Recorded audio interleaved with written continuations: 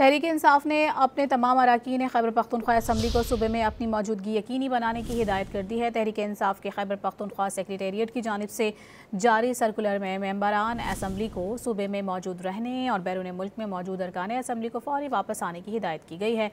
Circular में मजीद कहा गया है कि अरकान किसी सियासी जमात या गिरोह से ऑफर की सूरत में क़यादत को फौरी आगाह करें। तहरीक इंसाफ ने अपने तमाम अरकान खैबर पख्तूनख्वा असम्बली को सूबे में अपनी मौजूदगी यकीनी बनाने की हिदायत कर दी है। तहरीक इंसाफ के खैबर पख्तूनख्वा सेक्रेटेरिएट की जानिब से जारी सर्कुलर में मेंबरान असम्बली को सूबे में मौजूद रहने और बैरून मुल्क में मौजूद अरकान असम्बली को फौरी वापस आने की हिदायत की गई है।